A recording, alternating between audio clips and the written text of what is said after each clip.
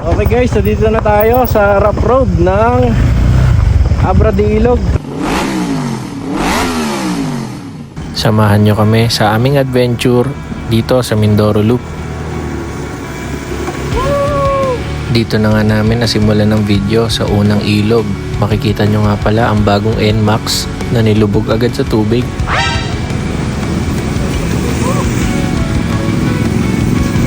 Medyo nahirapan nga si Tito Ben dito.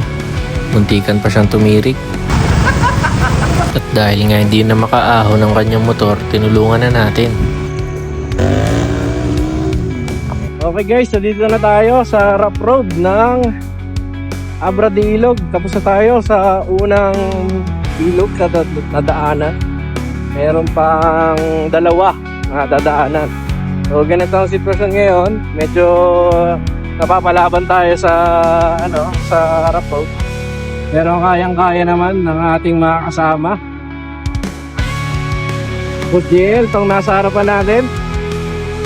Yan, pinapakain tayo ng ng alikabok.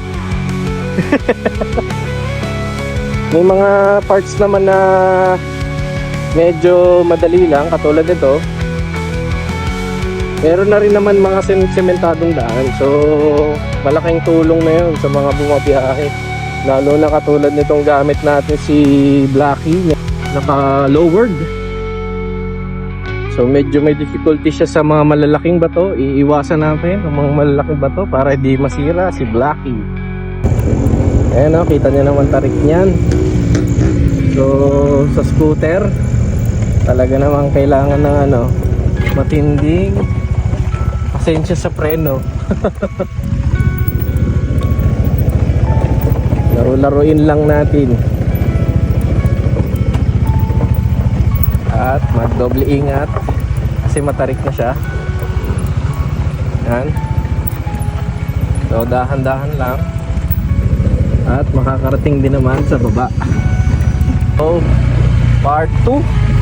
Ito na ang second na ilog.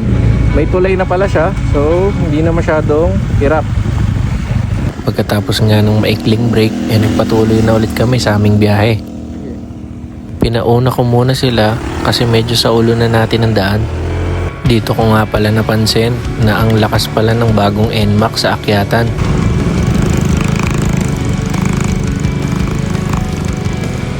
Pagkatapos nga ng mahabang rough road, nakarating na nga kami dito sa Puerto Galera. Medyo nakaramdam na rin kami ng pagod at dahil lumalalim na ang gabi, dito na rin kami nagpahinga.